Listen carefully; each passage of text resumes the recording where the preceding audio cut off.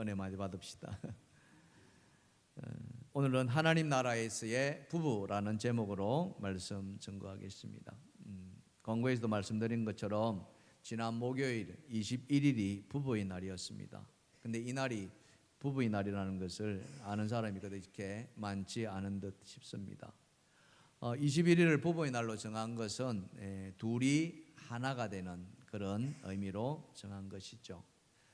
창조의 기사에서도 하나님께서 사람을 창조할 때 아담 이렇게 먼저 혼자를 창조했는데 그 혼자 있는 것이 좋지 않아서 하나님께서 다시 돕는 배필을 지어서 아담과 함께 살게 했습니다. 이것이 바로 둘이 하나 되는 제1호 부부의 탄생이었고 가정은 그렇게 시작이 되었습니다. 부부가 되기 위해서 처녀 총각이 연애를 하죠. 그래서 연애할 때 보면은 진짜 온갖 정성을 다 쏟습니다.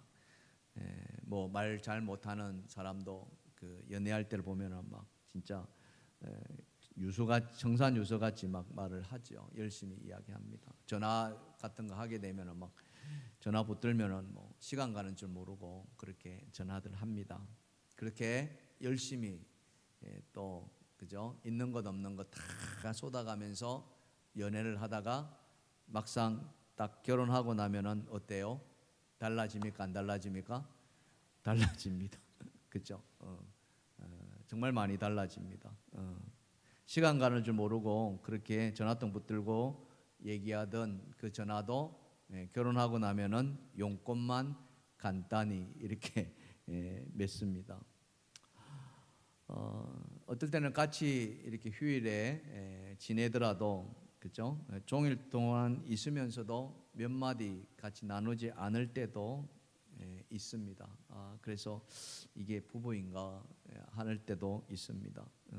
사실 연애할 때는 그렇잖아요. 당신이 없으면은 죽고 못 산다고 그랬습니다. 그래서 이 노래 참 많이 불렀던 것 같아요. 오해하지 마시기 바랍니다. 당신 없이는 못 살아 나 혼자서는 못 살아 그죠? 헤어져서 못 살아 막 이렇게 노래를 불렀다니까요. 그렇게 부르던 노래가 결혼하고 나면 딱 달라집니다. 어떻게 달라지는지 아십니까? 이렇게 달라집니다. 울고 싶어라 울고 싶어라 이 마음 공감이 많이 가시나 봐요. 왜 연애할 때는 그렇게 죽고 못 살다고 하는데 결혼만 하면은 딱 달라질까? 그죠? 그 이유는 간단합니다. 연애는 이상이고 결혼은 현실이다. 그렇죠? 그리고 연애할 때는 어떻습니까? 눈에 뭐가 씌어요? 콩깍지 씌웁니다. 그래서 상대방의 허점이나 뭐 이런 거 안 보입니다. 그냥 좋아서 그죠? 모든 게 다 아름답고 이쁘게 보이지 않습니까? 그런데 결혼하고 나면 어때요? 다 보입니다. 뭐 허물도 보이고 성격이 다르다는 것도 보이고 그죠? 다 보여요. 그러니까 현실로 돌아오게 됩니다. 저희 같은 경우도 마찬가지입니다. 저희는 사실 굉장히 많이 다르다는 것을 결혼하고서 너무너무 뼈저리게 느꼈습니다. 예를 든다면은 저는 이제 형이 이렇게 사람마다 이 형이 있잖아요. 아침형 인간, 저녁형 인간 이렇게 있잖아요. 그죠? 저는 아침형이거든요. 그래서 일찍 자고 일찍 일어나는 편입니다. 밤에는 이렇게 별로 맥을 못 춥니다. 늦게 못 있어요. 반면에 제 아내는 저녁형 인간입니다. 아니 저녁형도 모자라서 올빼미형이다 이렇게. 낮에는 비실비실하다가요 밤만 되면 생기가 돋아요.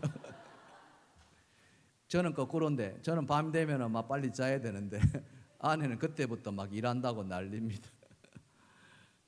맞아요 안 맞아요? 안 맞아요.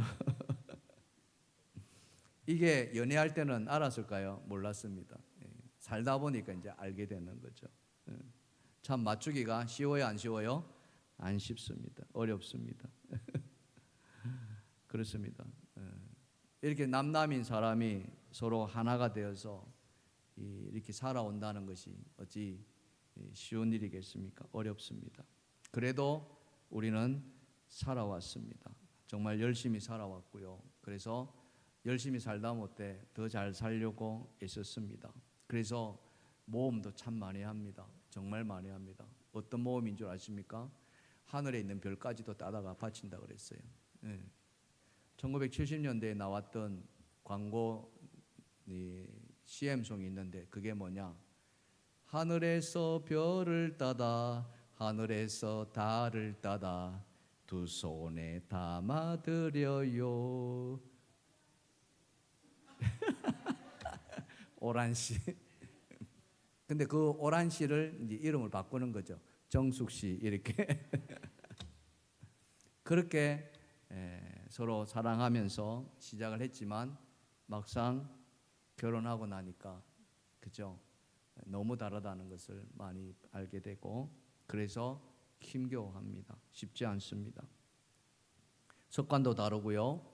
또 나고 자란 환경도 다르고 살아온 문화 자체가 다릅니다. 특별히 이 도가 바뀐 사람들끼리 만나면 더더욱 힘듭니다. 저 같은 경우에는 경상도 아닙니까? 그죠? 제 아내는 충청도거든요. 저는 집에 들어가면 딱 세 마디 하거든요. 뭡니까? 아는. 두 번째 뭡니까? 묵자. 세 번째는 뭡니까? 자자. 그럼 끝나요. 근데 우리 아내는 충청도 여자 아닙니까? 산 위에서 돌이 굴러갑니다. 그 밑에 있는 아버지한테 아버지 돌 굴러가요. 그 말이 가기도 전에 돌이 벌써 맞았어요. 이 경상도 남자하고 충청도 여자가 만나서 산다는 게 이게 쉬워요, 어려워요? 어렵습니다. 근데 지금 30년 넘게 살아오고 있습니다. 그래서 우리는 서로를 보면서 이거는 뭐다? 하나님의 기적입니다.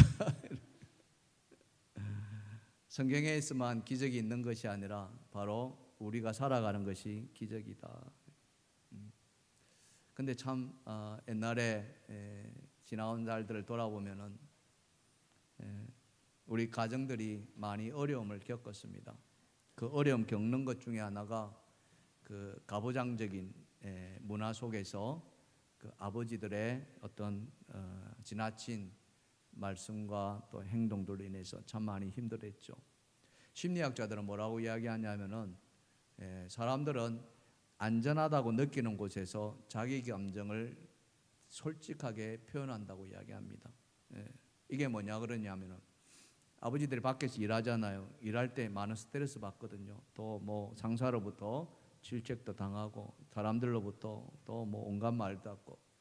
근데 살기 위해서 어떻게 합니까? 참는단 말이죠. 참아요. 그러다가 집에 들어올 때 어떻게 합니까? 술을 한 잔 걸칩니다. 그때부터 이제 달라지는 거죠. 딱 집에 들어오면 어떻습니까? 집이 이제는 뭡니까? 바깥이 아니라 내 집이라는 거죠. 내가 사는 집, 가장 안전한 곳. 그때부터 아버지가 참았던 그 감정들을 다 쏟아내기 시작한. 그렇죠? 그래서 막 들어올 때 보면은 옛날에는 문들이 대문들이 많이 있었잖아요. 그죠? 그 대문들이 어떻습니까? 아버지 들어올 때 그냥 들어옵니까? 그냥 발로 그냥 한번 차버려요. 그러다가 강아지들이 깽깽거리고 있으면 어떻습니까? 그 강아지들이 순환을 당합니다. 잠자는 아이들이 어떻습니까? 아버지가 오면 다 벌떡벌떡 다 일어납니다. 그러면서 아버지가 그 아이들을 막 훈계한다고 온갖 말씀들을 다 쏟아냈죠. 그러면 엄마가 옆에서 말립니다. 그러면은 아버지가 또 한술 더 뜨잖아요. 싸우면 어때요? 말리면 어떻게 합니까? 더 막 이렇게 하잖아요. 당신이 아이들을 잘못 가르치니까 이 모양이다. 집이 그러다가 그 집이 어떻게 변합니까? 집이 뭘로 변해요? 집구석이 변해요. 이 집구석이 이 모양이 되고 그러면서 그날 밤새도록 그렇게 막 닥닥 볶습니다. 여러분 그런 기억들이 있으신가요? 아버지는 그렇게 자기의 속을 다 풀어내면서 그렇게 막 지납니다만 사실은 그 다음이 문제죠. 가족들이 엄청난 상처를 받는다는 사실이죠. 그 뒤에 아이들은 아버지를 멀리하기 시작하고요. 아버지가 집에 들어온다는 소리만 들어도 마을 위에 있던 아이들이 다 지방으로 다 도망가 버립니다. 그렇죠? 그런 일들이 있어 왔습니다. 물론 지금은 많이 달라졌죠. 지난날의 삶을 돌아보면 그렇다는 거죠. 이것이 바로 가부장적인 제도가 낳은 폐단이다. 가장들은 그렇게 해도 된다는 어떤 사회적 통념과 인식이, 그죠? 가정을, 부모와 또 자녀의 관계, 부부의 관계를 멍들게 했던 것입니다. 여러분, 가정이라는 것은 단순히 식구들이 모여 산다고 가정이 되는 것은 아닙니다. 서로를 품어주고 서로를 사랑해주며 또 서로가 서로를 위로하고 도와주며 그러면서 행복을 이렇게 찾아가는 것. 그래서 이 가정을 성경에서는 하나님 나라의 축소판이다 이렇게 이야기를 합니다. 저는 오늘 이 부부주의를 맞이해서 이 하나님 나라를 이 땅에 오게 하신 그 예수님의 말씀을 통해서 또 성경이 우리에게 들려주는 부부의 관계가 어떤 모습이어야 되는가, 어떻게 하면은 하나님 나라에서의 그 부부가 아름다운 관계를 이루어갈 것인가, 그것이 곧 가정의 행복이기 때문에 우리가 이 원리를 좀 한번 생각해보고 살펴보았으면 좋겠습니다. 자, 첫 번째, 하나님 나라는 어떤 나라일까 한번 보십시다. 시작. 하나님 나라에서의 부부는 하나님의 질서를 존중한다. 참 이게 굉장히 중요합니다. 하나님의 나라에는 즉 가정도 하나님의 질서가 있다는 거예요. 이걸 우리가 좀 살펴야 된다. 자, 본문 22절입니다. 시작. 아내들이여 자기 남편에게 복종하기를 주께 하듯 하라. 복종해야 한다고 합니다. 사실 이 복종이라는 말 때문에 우리 아내 되시는 분들이 상당히 이 말씀을 좀 부담스럽게 여깁니다. 오해하기도 합니다. 왜 그렇습니까? 왜 아내 입장에서 왜 아내인 나만 복종해야 되느냐 이렇게 말하겠죠. 근데 우리가 이 복종이란 말의 원래 말을 좀 이해한다면 조금 달라집니다. 우리 말은 복종이라는 말이 별로 그렇게 달갑지 않은 말인데 원래 말은 그렇지 않다는 거죠. 원래 말. 그것은 뭐냐? 자, 복종이란 말의 헬라어를 뭐라고 부르냐면 휘포타소라고 그럽니다. 따라합시다. 휘포타소.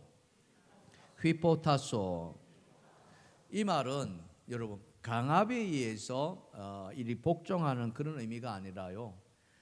소위 말하면 질서를 존중하는 자발적인 섬김을 뜻합니다. 하나님이 세워놓으신 그 질서가 있으면은 이 질서를 존중해서 내 스스로가 스스로 이렇게 순종해가는 것, 그게 바로 휘포타스라는 거죠.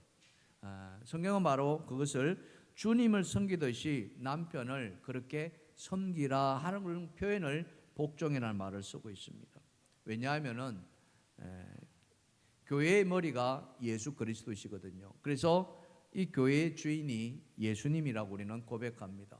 가정도 마찬가지라는 거죠. 가정도 아내의 머리가 남편이라고 하나님은 그렇게 질서를 만들어 놓으셨다는 거죠.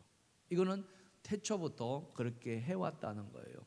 그 본문을 보시면 23절과 24절입니다. 다 같이 시작. 이는 남편이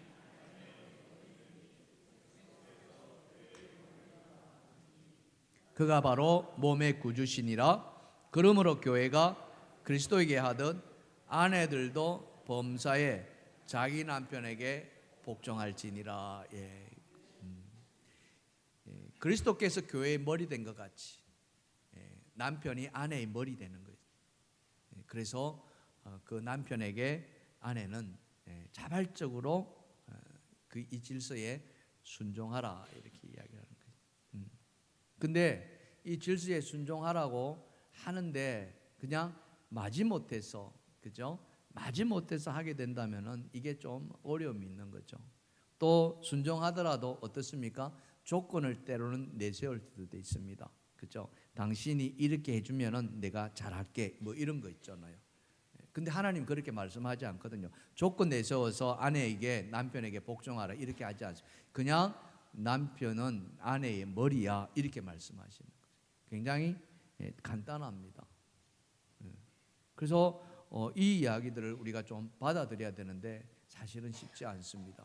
근데 여러분 바보온들과 평강공주 이야기를 한다면은 이 하나님의 원리를 좀 더 쉽게 이해할 수가 있습니다. 이런 바보온들과 평강공주 이야기는 대부분 다 아시는 이야기입니다. 조금 더 구체적으로 잠깐 설명해 드리면은 이게 이제 삼국 사기에 나오는 이야기거든요. 고구려 설화입니다. 오래된 이야기죠. 그 고구려에 온달이라는 사람이 살고 있었습니다. 바보였느냐? 여러분 바보온달이라서 바보가 아니에요. 오해하지 마시기 바랍니다. 뭐냐면은 이 바보온달이 굉장히 가난했던, 찢어지게 가난했다고 합니다. 그래서 홀 어머니를 모시고 살았는데 또 이 온달이 굉장히 좀 못생겼다고 그랬나 봐요. 그래서 동네 사람들이 놀린 거예요. 이 못생긴 온달 막 이렇게 그러다가 그게 바보 온달이 돼 버린 거예요. 근데 이 온달이 굉장히 그 어머니에게 효심이 지극했다고 합니다. 그래서 어머니 하나만큼은 어떤 일이 있더라도 그렇게 지극정성으로 섬겼다고 그러죠. 평강공주는 고구려 임금의 딸이었습니다. 근데 이 딸이 어려서부터 한 번 울면은 그치질 않는 거예요. 한 번 울면은. 그래서 아버지인 임금이 우는 딸을 그치게 하려고 뭐라고 했냐면은 너 계속 울면은 누구한테 시집 보낸다? 온달한테 시집 보내버린다. 너 계속 울면 바보 온달한테 시집 보내버릴 거야. 막 이래버린 거예요. 이제 그 말이 이제 이 평강공주가 어려서부터 머리에 꽂혀버린 거죠. 근데 이제 시집 갈 때가 됐어요. 근데 이 아버지가 이 평강공주를 온달한테 과연 시집 보내려 했겠습니까? 그렇지 않았죠. 왕의 딸인데 임금의 딸인데 어떻게 바보 온달한테 보내려 했겠습니까? 그래서 귀족들한테 시집 보내려 했는데 이 평강공주가 그 아버지가 이제 괘씸한 거죠. 뭐 괘씸했는지 어땠는지 모르겠지만 자기한테 오랫동안 이렇게 바보 온달한테 시집 보낸다는 그 말을 고집 부린 거예요. 나 온달한테 시집 갈 거예요. 그러니까 어떻게 해요? 쫓아내버린 거예요. 이 평강공주 바깥에 쫓아내. 그래서 궁에 쫓겨난 이 평강공주가 바보 온달을 찾아갑니다. 그리고 그 집에 며느리가 되고 아내가 됩니다. 근데 평강공주가 이 온달을 경험해 보니까 비록 가난하고 못생기고 했지만은 뭐가 착해요? 그 심성이 착한 거예요. 어머니를 그렇게 잘 섬깁니다. 그걸 알고서 평강공주는 자기 남편을 사람들은 그 남편을 바보 온달이라고 놀릴지 몰라도 이 사람은 내 지압이야 이렇게 받아들인 거예요. 그때부터 이 평강공주가 마음을 바꿔가지고 이 남편을 글을 가르치기 시작합니다. 그리고 무예를 가르치기 시작하고 그래서 이 온달이 후옛날에 온달 장군으로 이렇게 변화되는 거죠. 평강공주는 남편이 어떠했든 간에 그죠? 만약 조건을 따졌다면은 이 남편을 남편으로 여겼겠습니까? 그렇지 않았다는 거죠. 이 남편이 어떤 형편에 있든지 간에 이 남편은 나의 남편이다. 이건 소위 말하면은 질서죠. 그래서 그 질서에 그대로 순종해서 그 남편을 섬겼더니 그 남편이 훌륭한 사람이 되었다는 거예요. 그거죠. 오늘 가정이 많이 힘들어하고 또 깨어지기도 하는 이유는 다른 데 있지 않습니다. 그것은 바로 이 상담학에서는 가정이 깨어지는 중요한 이유 중에 하나가 바로 부부 사이에 이 주도권 쟁탈을 한다는 거예요. 누가 이 집의 대장이냐, 누가 이 집의 머리냐, 뭐 이런 거예요. 그거 싸움으로 가정이 많이 깨어진다는 이야기입니다. 근데 하나님 나라는 그게 아니거든요. 하나님 나라는 분명하게 말씀하고 있거든요. 남편이 아내의 머리이고 이것은 예수 그리스도가 교회의 머리인 것과 똑같다 이렇게 말씀하기 때문에 이것이 하나님이 세우신 질서인데, 근데 이것만 있느냐 하면 그렇지 않습니다. 오히려 남편에게 하나님은 더 큰 짐을, 어쩌면 책임을 이렇게 안겨주고 있는지도 모르겠습니다. 오늘 말씀에서도 그걸 알 수가 있거든요. 머리 된 이 남편이 그렇다면 굴림만 하라느냐, 그 의미가 아니라는 거죠. 굴림의 이야기가 아니라 오늘 말씀에 온다면은, 자, 본문 25절 보십시다. 다 같이 시작. 남편들아, 아내 사랑하기를 그리스도께서 교회를 사랑하시고 그 교회를 위하여 자신을 주신 것 같이 하라. 예. 아내가 복종한다면 남편이 에헴 이렇게 되는데, 그렇지 않다는 겁니다. 성경은 뭐라고 이야기나, 하나님 뭐라고 말씀하시냐, 아내를 사랑하라고 이야기합니다. 근데 그 사랑이 어떤 사랑이냐, 바로 그리스도께서 교회를 사랑하신 같이, 자기를 주신 것 같이 사랑하라. 이 사랑은 바로 아가페 사랑입니다. 하나님의 사랑이라는 거죠. 단지 그냥 인간적인 그런 어떤 사랑이 아니라, 육체적인 사랑이 아니라 완전한 사랑, 희생적인 사랑, 헌신적인 사랑, 전인격적인 사랑을 이야기하고, 이 사랑을 남편에게 지우고 있다는 거죠. 그것은 마치 예수님이 온 세상의 모든 죄를 지시고 십자가에 죽으신 그 희생적인 사랑과 같은 사랑이라고 표현하고 있습니다. 그렇기 때문에 남편은 아내의 머리이기 때문에 그 아내를 완전한 사랑으로 해줘야 되고, 아내는 그 남편을 머리로 여기고 그 남편을 존중하며 공경하고 존경하라고 이야기하는 거예요. 그것이 하나님이 이 가정에 세우신 질서이고, 행복한 부부가 되기 위해서는 이 질서를 존중할 줄 알아야 한다는 거죠. 60년 넘게 오랫동안 살아온 부부가 계셨습니다. 할머니, 할아버지가 되었죠. 그래서 사람들이 묻습니다. 할머니에게, 참 오랫동안 함께 그렇게 사셨는데 어떠셨어요? 삶이 어떠셨어요? 물었습니다. 할머니가 뭐라고 대했냐면은, 좋았습니다, 행복했습니다, 이렇게 대답을 하는 거예요. 그러니까 그 말을 들은 사람이 또 묻습니다. 그렇다면은 그 행복한 비결이 무엇입니까? 할머니는 할아버지하고 안 싸우셨나요? 티격태격 안 하셨나요? 물었습니다. 그랬더니 할머니가, 왜요? 우리도 참 많이 싸웠습니다. 응? 애들 문제로 싸우고요, 또 돈 문제로 싸우고요, 시댁 문제로도 싸우고요, 무던히도 많이 싸웠습니다. 그러니까 그 말을 들은 사람이, 아니 그렇게 많이 싸웠는데 어떻게 행복할 수 있었습니까? 그랬더니 할머니가 이야기합니다. 우리도 많이 싸웠지만 우리는 금세 화해했습니다. 빨리 화해했습니다. 그렇게 할 수 있었던 것은 나는 남편을 존중했습니다. 상대를 존중한 것. 이게 비결이라면 비결입니다. 여러분, 성경은 뭐라고 이야기합니까? 분을 내어도 뭐하지 마라? 죄를 짓지 말고, 그죠? 해가 지도록 분을 품지 말라, 이렇게. 부부가 싸웁니다, 그죠? 그러면은 어떻게 해요? 빨리 화해하라는 거죠. 하루 넘기지 말라는 거예요. 누가 싸움을 시작했든 간에 그게 중요한 것이 아니라 빨리 화해하는, 그게 말씀을 따르는 삶입니다. 이 노부부가 60년 넘게 행복하게 살 수 있었던 것은 안 싸워서가 아니라 싸우더라도 서로를 존중했기 때문에 빨리 화해했다는 거죠. 이 화해가 행복의 비결이다는 거죠.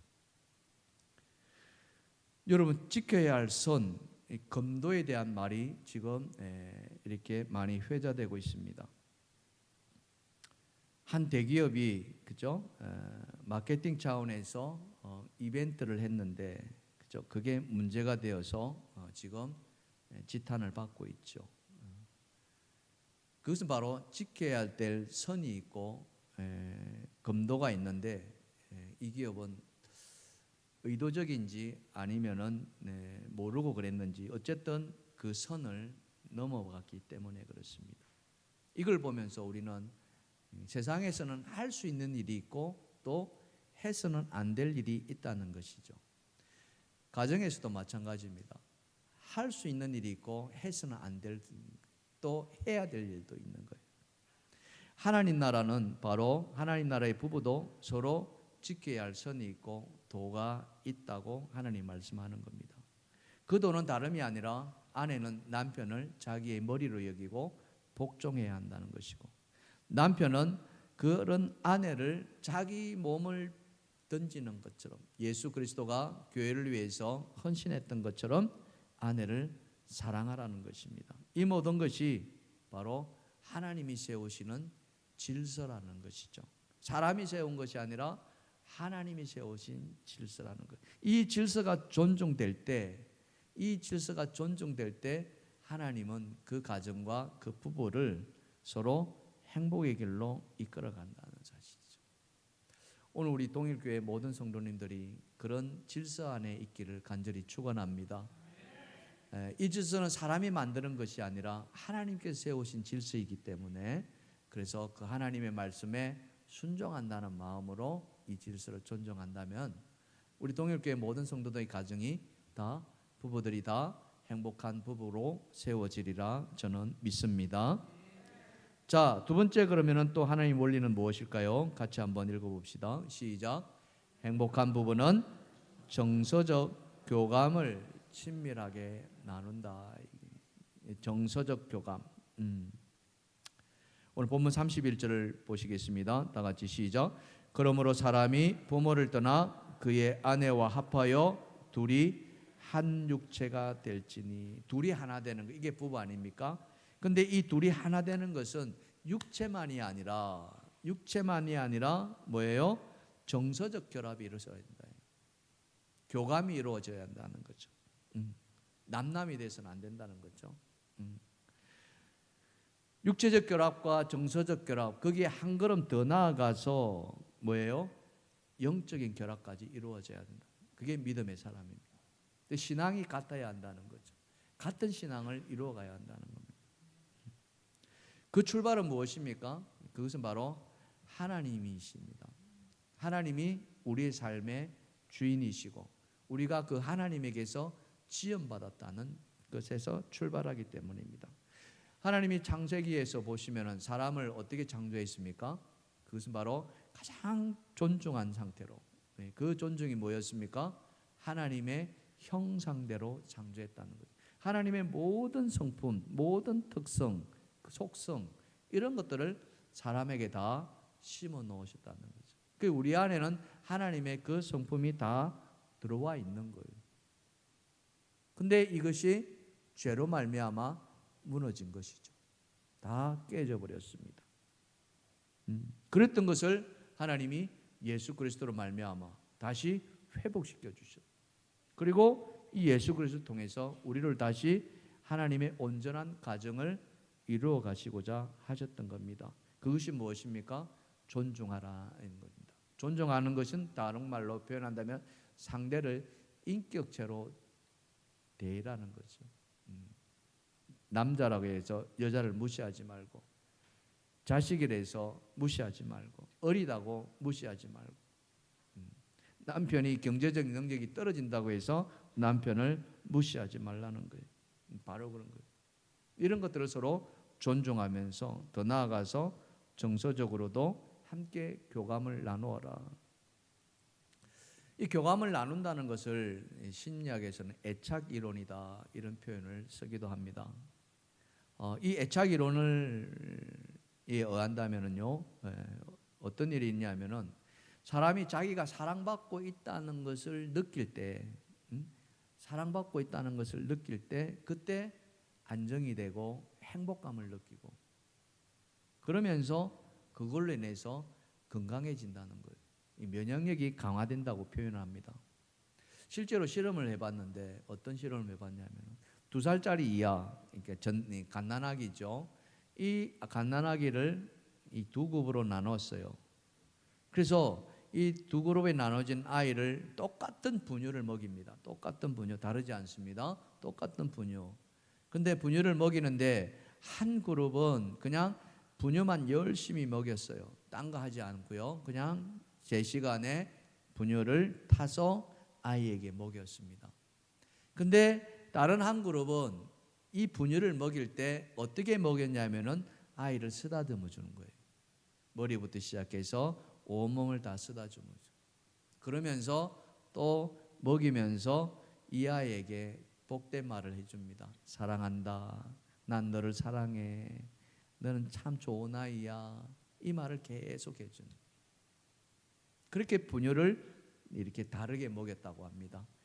실험이 끝나서 두 아이의 발육 상태를 체크를 했는데 달랐더라는 거죠.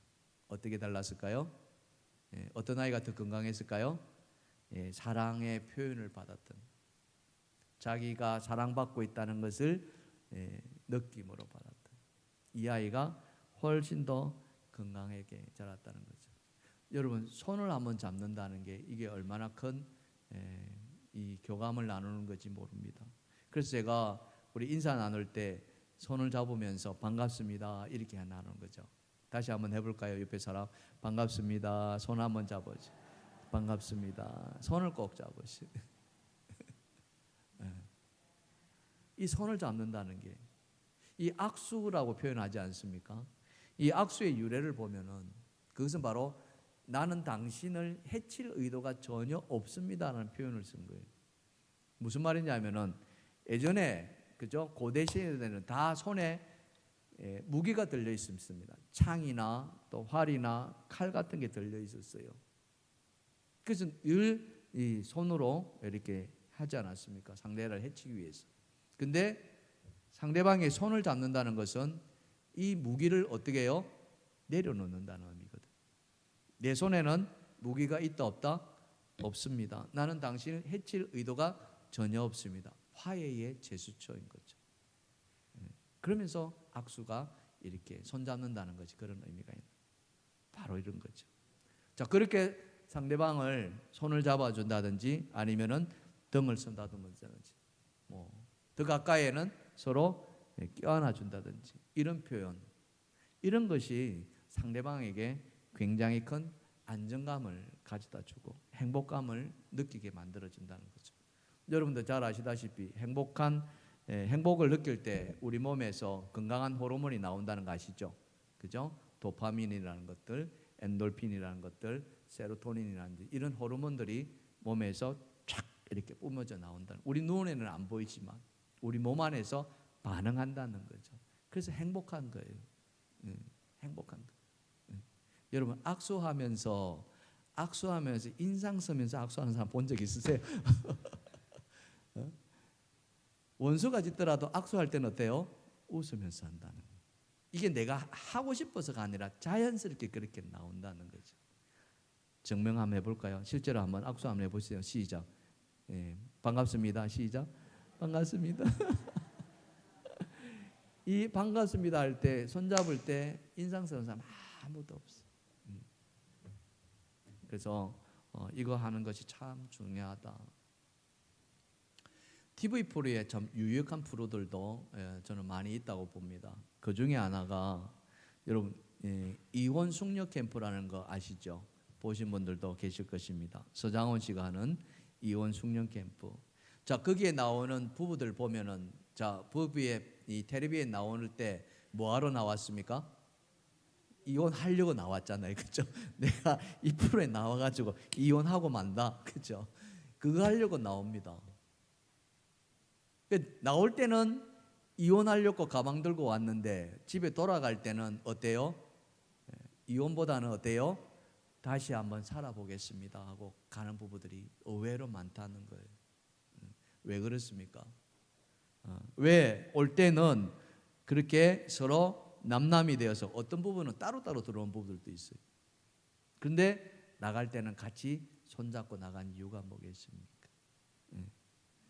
그게는 다 이유가 있더라는 것이죠. 이혼하러 들어오는 부부들의 진짜 이유가 뭐냐, 왜 이혼하느냐, 그걸 살펴보니까 하나같이 다 상대방으로부터 정서적인 학대를 받았다라고 이야기를 합니다. 상대가 나를 무시하고 상대가 나를 비하하고 포건하고 폭력까지 행하는. 한마디로 말한다면 내가 무시당했다는 거죠. 존중받지 못했다는 거죠. 그러면서 그들이 다 하는 모습들이 뭐냐면은 다 뭡니까? 이 이혼의 원인은 누구 때문이다? 상대방 때문이다. 다 네 탓이다. 이렇게 나오는 거예요. 다 네 탓이다. 각자의 이야기를 들어보면 다 일리가 있습니다. 그 모습만 보면은 다 상대방이 문제가 있구나. 막 이렇게 처음에는 그렇게 보여져요. 그런데 우리가 그 TV를 보면은 그 삶을 보지 않아요. 그죠? 살아가는 모습들, 평상시의 모습들, 카메라 다 설치해 가지고 찍습니다.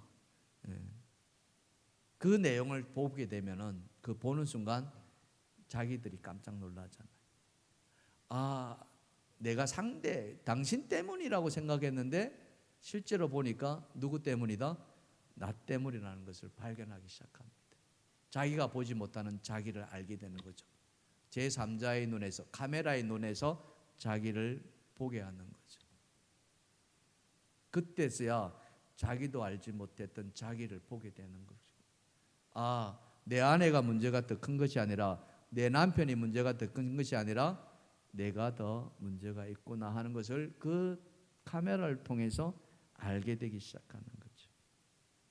그러면서 상대방을 조금씩 이해하기 시작하고, 그렇죠? 이런 과정들을 거치게 되는 거죠. 그러면서 평소에 느끼지 못했던 상대방의 그런 긍휼한 마음, 또 연민의 마음, 이런 것들을 생각하기 시작하는 거죠. 그러면서 나갈 때, 그죠? 딱 선택하라 그러지 않습니까? 이혼하시겠습니까? 아니면은 다시 시작해 보시겠습니까? 결정된 순간에 많은 부부들이 어떻게 해요? 다시 한번 시작해 보겠다, 이런 거죠.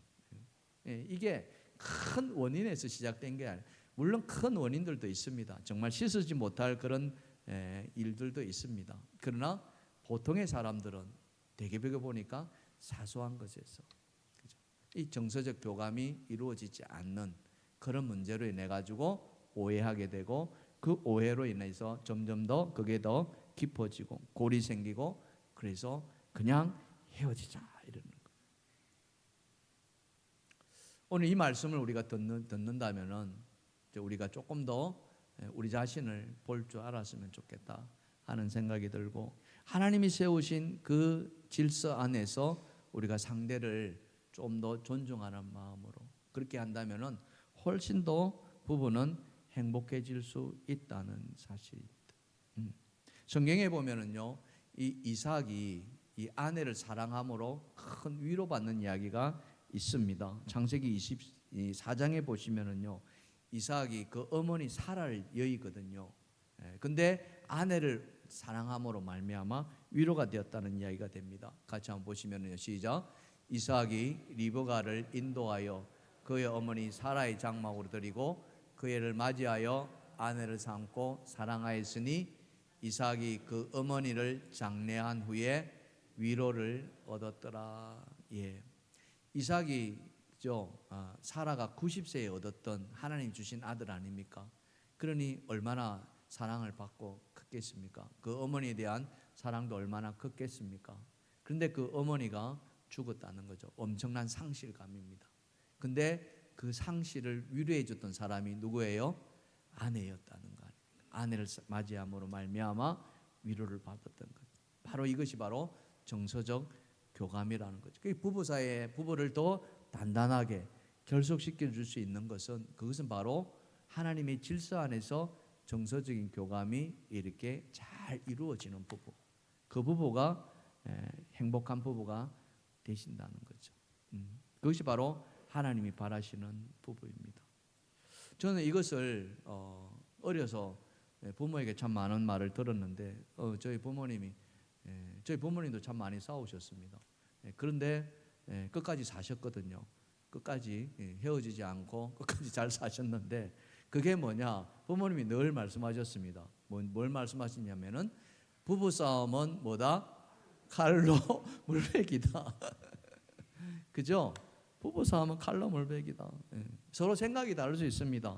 그죠? 그래서 서로 싸울 수 있습니다. 티격태격할 수 있습니다. 근데 말씀드린 것처럼 싸우는 것보다 더 중요한 것이 뭐예요? 싸운 뒤에 화해하는 게 훨씬 더 중요하다. 이겁니다.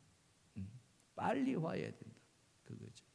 저도 제 아내하고 여러분 목사는 아내하고 사모하고 싸울까요? 안 싸울까요? 예? 많이 싸워요. 아니 목사가 되어 보셨습니까? 목사도 사람입니다. 사모도 사람이고요. 왜 안 싸우겠습니까? 싸울 수 있습니다. 근데 말씀을 우리가 존중한다는 거죠. 저는 특별히 더 그렇습니다. 의도적으로 내가 싸움을 걸지 않더라도 아내가 먼저 싸움을 걸더라도 먼저 제가 미안하다고 이야기합니다. 왜? 성경은 아까도 말씀드렸처럼 이야기하잖아요. 분을 내어도 죄짓지 말고 해가 지도록 돈을 품지 마라. 하루 넘기지 말라고 이야기합니다. 저는 빨리 화해하려고 애쓰는 편이고 그게 아내가 마지못해, 그죠? 마지못해. 그래서 빨리 화해하는 그런 형태죠. 여러분, 우리나라 그 음악의 스타들 중에 인꼬 부부로 옛날부터 유명했던 부부가 있죠. 그게 누굽니까? 고 신승일 씨와 엄앵란 씨, 그죠? 그렇게 있습니다. 근데 이 부부들이 늘 같이 살아온 게 아닙니다. 별거하면서 살아왔어요. 근데 이들에게는 철칙이 하나 있었습니다. 그게 뭡니까? 엄앵란 씨는 그 이야기합니다. 내 남편 신승일 씨가 바람을 피워서 뭐 바람도 한두 번이 아니죠. 이혼을 했습니다. 라고 한다면은 자기는 50번도 더 이혼했을 것입니다. 라고 이야기해요. 50번도 모자란 그렇게 많은 어려움이 있었지만 자기는 이 원칙만은 지켰다. 그것은 뭐냐? 내 남편은 신성일 씨다. 그래서 내 사전에는 뭐가 없다? 이혼은 없다. 이렇게 이제 자기가 그러면서 이것을 지킬 수 있었던 것은 뭐냐? 내 남편으로서 존중해줬다. 이렇게 나오는 거예요. 그의 삶이 비록 나에게는 아픈 상처가 됐지만은 남편으로서 존중해줬다. 이렇게. 하나님도 지금 우리에게 그걸 말씀하십니다. 우리 안에 하나님이 세우신 질서가 있습니다. 그것은 딴 것이 아니라 남편은 아내의 머리됩니다. 그리고 그 아내는 남편을 복종해 줘야 한다. 거기서 한 걸음 들어가서 남편은 그 아내를 그리스도가 교회를 사랑한 것처럼 남편도 아내를 사랑해 줘야 한다. 저는 그래서 우리가 이런 것들을 좀 자연스럽게 할 수 있어야 된다고 생각합니다. 정서적 교감이라는 표현을 썼는데 부부 사이에 여러분 자존심 내세울 필요가 있습니까? 없습니까? 그렇죠. 부부인데 뭔 자존심이 있습니까? 다 하는데, 그렇죠. 그래서 저는 부부한테 이 말을 자연스럽게 할 수 있어야 된다고 생각이 듭니다. 무슨 말이냐면은 옆에 사람이 부부가 아니더라도 이 말을 한번 해보시겠습니까? 자, 저를 따라서 미안합니다. 시작. 자, 그 말을 들으면은 제가 지난번에 말씀했죠. 행복한 가정들은 미안합니다는 말에 어떻게 응답합니까? 괜찮아요. 이겁니다. 미안해요. 괜찮아요. 이것만 잘해도 부부는 어때요? 그냥 가는 거예요. 근데 이게 안 되고요. 이 미안하다는 말을 이렇게 못하는 거예요. 자존심 때문에. 이제 여러분 이 자존심 다 내버리시기 바랍니다. 오늘 이 말씀 들으신 순간 다 내버리시기 바랍니다. 아멘. 우리 동일교회 성도들은 이 말 그냥 자연스럽게 합시다. 옆에 사람 다시 보고 미안합니다. 시작. 괜찮습니다. 괜찮습니다. 미안합니다. 이거 우리 교인들 사이도 마찬가지입니다. 그냥 아이고 내가 먼저 미안합니다. 이렇게 갑시다. 그러면은 또 그걸 듣는 상대가 괜찮습니다. 이 말하면 그러면 풀어지지 않겠습니까? 또 하나 더 했으면 좋겠습니다. 그게 뭡니까? 그것은 상대방에 대해서 이렇게 한번 그 상대방의 섬김과 수고하는 것에 대해서 우리가 표현합시다. 당신 고생 많았어요. 시작. 고생 많았어요. 이 말도 참 좋은 것 같아요. 고생 많았어요. 그렇죠? 이 한마디가 그동안에 수고했던 것이 다 녹아지지 않을까. 그렇게 고생 많았어요 했으면 뭐라고 답하시겠습니까? 다 당신 덕분입니다. 시작. 다 당신 덕분입니다. 아멘. 그죠? 고생했어요. 당신 덕분이에요. 그러면 되는 거 아니겠습니까? 우리 그렇게 한번 살아봅시다. 이전에는 그렇지 못했다 할지라도 당신 참 고생 많았어. 다 당신 덕분이야. 할렐루야. 할렐루야. 여러분 사랑합니다. 우리 옆에 보시고 사랑합니다. 시작. 사랑합니다. 사랑합니다. 이왕이면 한번 안아보실까요? 사랑합니다. 시작. 할렐루야. 자, 우리 동일교회 좋은 교회입니다. 할렐루야. 우리 동일교회 가정도 좋은 가정입니다. 아멘. 여러분 모두가 주 안에서 그렇게 행복한 가정 되기를 주님의 축원합니다. 축원합니다. 찬양하겠습니다.